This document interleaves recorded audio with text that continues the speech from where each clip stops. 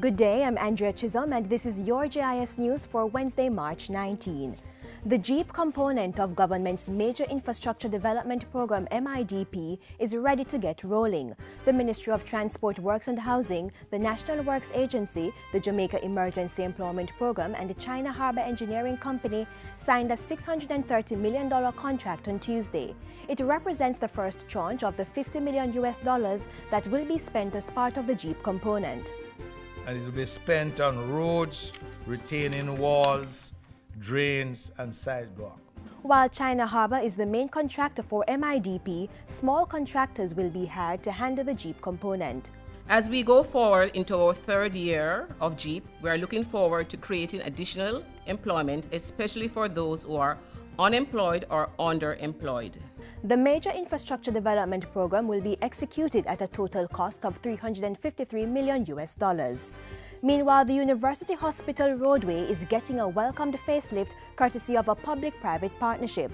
The improvement, which comes at no cost to the public purse, started in mid-February and should be completed within a week.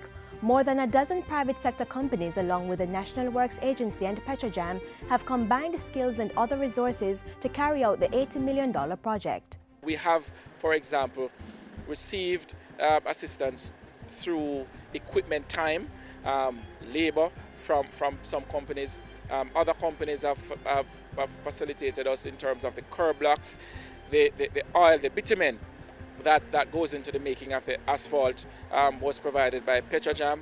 So too some of the gas oil for the vehicles that have been used. The project will produce an improved road surface as well as ample parking to improve operational efficiency at the University Hospital.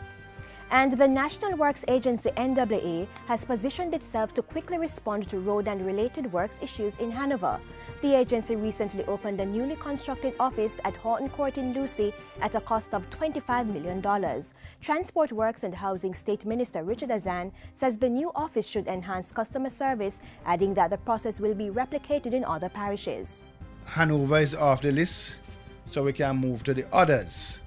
That, like in St. Thomas, I'm very happy that we make a start, and I'm hoping that before year end, we can open another office.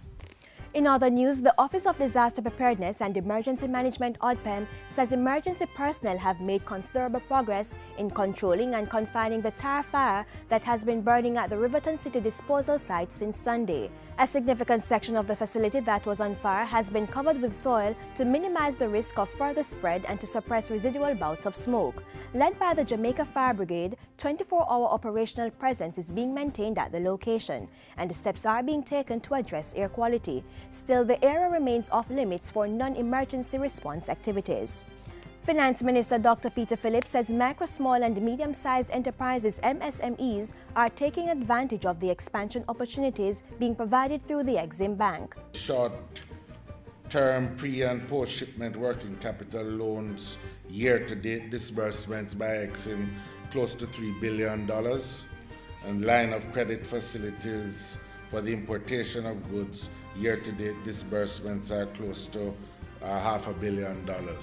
Dr. Phillips was addressing a recent forum hosted by the Jamaica Exporters Association. Since the start of the 2013-2014 fiscal year, MSMEs have also accessed almost 7,400 loans valued at more than $2 billion from the Development Bank of Jamaica.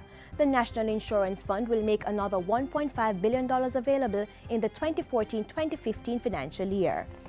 And finally, Governor General Sir Patrick Allen has accepted Queen's Counsel VELMA HYLTON's request to be excused from the Commission of Inquiry into the 2010 West Kingston operation.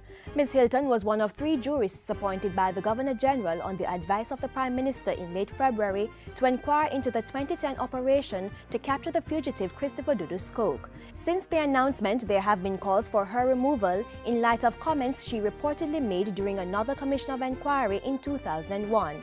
In her letter to the Governor General, the Queen's Counsel said the proposed Commission of Inquiry was very important to Jamaica and should not be hampered by politics and petty distractions. And that's it for Jis News today. I'm Andrea Chisholm. Thank you for watching.